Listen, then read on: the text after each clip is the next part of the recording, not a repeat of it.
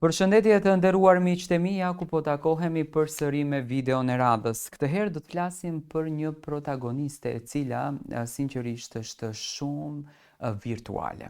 Do të flasim për Gjeneta Fetaun, një gocë e cila në për rrjetet e saj sociale, e cila në emisionin Trotuar po bën namin duke bërë deklarata të fuqishme, po bën namin duke treguar ngjarje, do me thënë është një vajzë që në fakt është ka bërë paqe me veten e saj, pa marrë parasysh se si do komentohet, se si do përshkruhet, apo se çfarë do të flitet për të. Gjeneta ka kaluar shumë ditë vështira në jetë, ka treguar dhimbje, ka treguar momente të rënda, ka treguar momente të tmerrshme në jetën e saj, por pikërisht është ajo e cila tregon edhe momentin më interesant në jetë. Do me thënë, dikush Gjenetës i ka dhënë shumë emocione të bukura, dikush Gjenetës i ka propozuar martesë. Gjeneta Fetau do të martohet. Në episodin më të fundit të emisionit Trotuar ndodhi diçka që askush nuk e priste.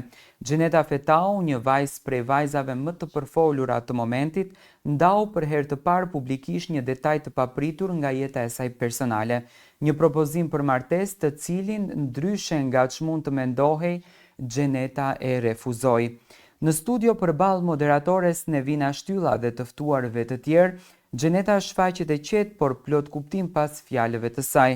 Ajo kishte sjell me vete unazën e famshme, atë që javë më parë kishte ndezur jetin me komente, supozime e thashë theme pafund.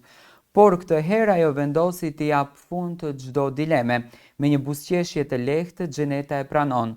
Po unë kam marrë një propozim për martesë, por i kam thënë jo. Në fakt, dua të ndaloj pak këtu, mendoj që karakteri i Gjenetës, femra e Gjenetës, nuk është propozimi i parë që e ka marrë. Gjenetën të gjithë do dëshironin ta kishin në krah, është një vajzë shumë e bukur, me linja tepër tërheqëse, me një trup shumë të bukur, që në fakt tek meshkujt provokon atë eksitimin shpirtëror, dhe mendoj që Gjeneta është femra ideale për të eksituar një mashkull në format më të ndryshme. Dhe të propozohet Gjeneta për martesë nuk më duket diçka e pamundur apo diçka e paimagjinueshme, sepse meshkujt shqiptar jam i bindur që vdesin për karakterin e femrës së Gjenetës, për stilin e saj, për trupin e saj, për joshjen që Gjeneta ditë bëjë, domethënë është provokatore. Le ta themi troç është provokuese, është femër që me mënyrën e shikimit, me mënyrën e qëndrimit, me mënyrën e pozicionimit të gjërave, Gjeneta provokon meshkujt dhe meshkujt janë një numër më i madh që realisht Gjenetën e ndjekin në Instagramin e saj. Në një atmosferë plot humor dhe pyetje intriguese, Nevina nuk e la pa e ngacmuar Gjenetën. Do doje gurin më të madh?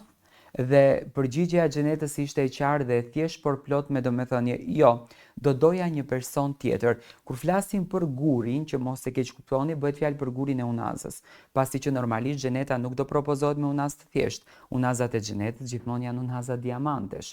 Dhe në këtë rast, domethënë Nevina, duke qenë tani nuk dua të personalizoj aman se videot bëhen shumë virale dhe nuk dua Nevina ta merr personale këtë gjë në asnjë mënyrë.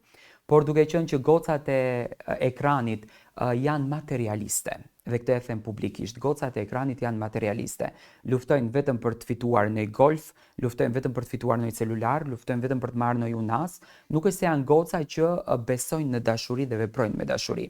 Dhe realisht, duke qenë Nevina materialiste në thonjza, ndoshta kjo është një akuzë nga ana ime, por mos e merr Nevina si akuzë, materialiste në emisionin tënd, u drejtua kjo pjesa drejt Gjenetës, apo ndoshta ishte edhe një kujnë nga ana e Nevinës duke i trajtuar Gjeneta si materialiste në këtë mes, që ti dëshiron një gur më të madh dhe nuk e dëshiron atë gurin e diamantit që ti e propozuar. Por Gjeneta Fetau është diplomate, është e zgjuar si femër. Ajo tha që mua nuk më duhet guri në jetë, por më duhet personi i cili më propozon. Një fjali që më thoj për të ndezur jetin sërish, sepse ndonjëherë nuk është unaza ajo që vlen, por dora që ta vendos këtë unaz. Gjeneta vazhdoi mëtej duke sqaruar se refuzimi nuk kishte asnjë lidhje me vlerën materiale të dhuratës. Nuk ka qenë çështje guri, por ka qenë personi.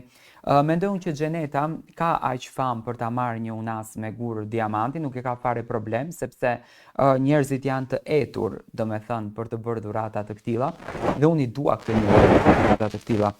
Këto fjalë u pritën me buzëqeshje nga të ftuarit, por edhe me shumë pyetje nga publiku, kush ishte ai personi?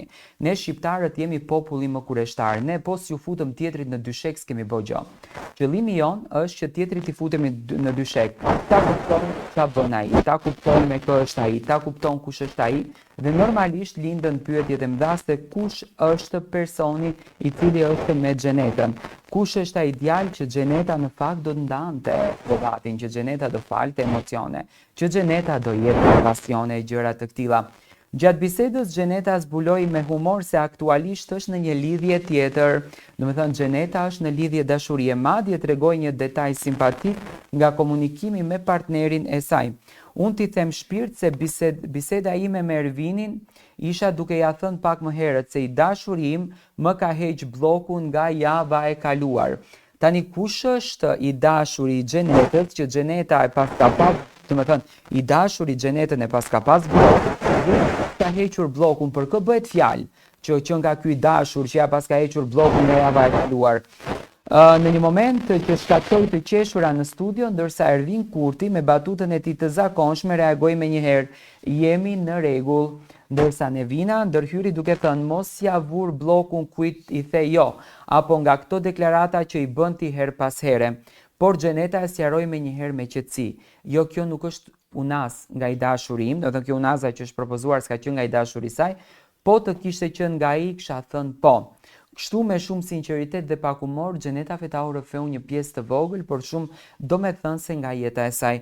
Një histori që tregon se ndonjëherë vendimi për të thënë jo kërkon më shumë forcë se sa për të thënë po, sepse dashuria e vërtet nuk matet me karatët e një unaze, por me vlerën e zemrës që ta ofron.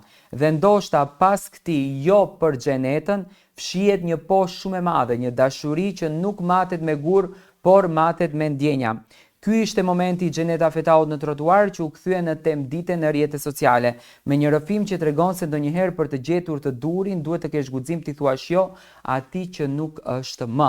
Dhe pikërisht Xheneta Fetau konfirmon që ka rikthyer të dashurin e vjetër. Tani ne duhet të lidhemi dhe duhet të kuptojmë se kush është i dashuri i vjetër i Xheneta Fetaut. Xheneta Fetau zyrtarisht konfirmoi që është në një lidhje, domethënë partneri i saj më parshëm ja ka hequr bllokun nga Instagrami, që nuk kupton që Xheneta ka rikthyer lidhjen e saj. Domethënë dashuria Xhenetën e mban të fuqishme. Në fakt, një fjalë vjetër popullore thotë çfarë mban një femër gjallë, një femër e mban gjallë dashuria. Dhe në këtë rast Xheneta jeton me dashurinë e saj. Unë Xhenetës i uroj të gjitha të mirat, por dua t'i bëj një apel që Xheneta kuptoj që ne do ta zbërthejmë se kush është partneri jot. Mbaj mend të gjë.